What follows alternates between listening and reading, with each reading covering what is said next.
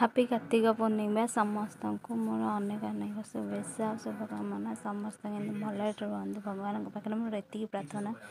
ଏଇଠି ଆମେ ମନ୍ଦିର ଆସିଥିଲୁ ଆଉ ରାତିରେ କେମିତି ଡଙ୍ଗା ଭସେଇଲୁ ଚାଲନ୍ତୁ ଦେଖିବା କେମିତି ଆମେ ରାତିରେ 3ଟା ରାତିରେ ଡଙ୍ଗା ଭସେଇଲୁ।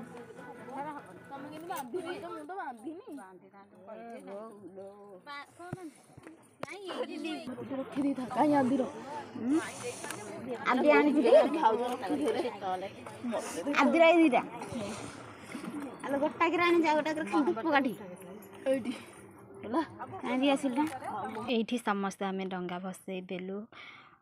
କାମା ବୋଇ ପାନ ଗୁଆ ଥୋଇ ମାସକ ଧର୍ମ ମୋର ପାନ ଗୁଆ ତୋର ଏମିତି କହି ଆମେ ଡଙ୍ଗା ଭସେଇ ଦେଲୁ।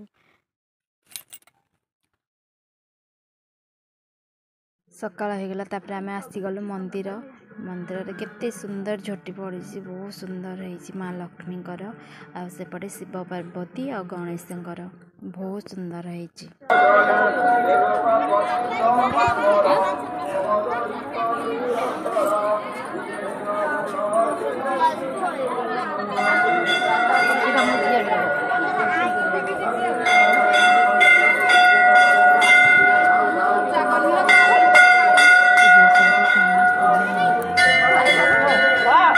ସମସ୍ତେ ଆମେ ଏକାଠି ହେଲୁ ତାପରେ ବାହାରକୁ ଆସିଲୁ। ଆଉ ମନ୍ଦିର ଏତେ ସୁନ୍ଦର ସଜେଇଥିଲେ, ବହୁତ ସୁନ୍ଦର ହେଇଥିଲା।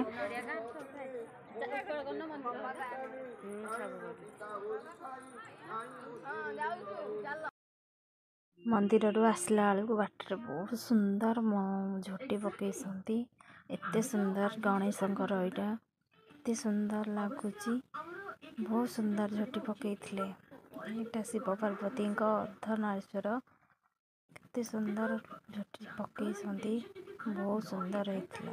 ଘରକୁ ଆସି ମୁଁ ଝୋଟି ପକେଇଲି, ବୋଇଠି ଆମର ପୂଜା କରିଦେଉଛନ୍ତି, ଚଉରା ମୂଳେ ପୂଜା କରିଦେଉଛନ୍ତି।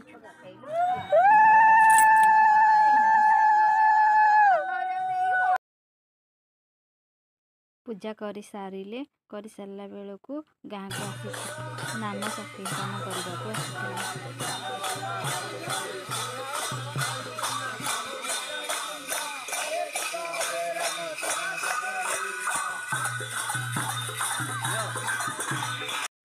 ଏଇଠି ମୁଁ ମୁରୁଜ ପକେଇଛି, କେମିତି ହେଇଛି ନିଶ୍ଚୟ କହିବେ, କେମିତି ଲାଗୁଛି ନିଶ୍ଚୟ କମେଣ୍ଟରେ ଜଣେଇବେ। ମୋ ଚ୍ୟାନେଲକୁ ନିଶ୍ଚୟ ସବସ୍କ୍ରାଇବ୍ କରିବେ ଆଉ ସବସ୍କ୍ରାଇବ୍ କରିବାକୁ କେବେ ଭୁଲିବେନି। ରହୁଛି, ଜୟ ଜଗନ୍ନାଥ।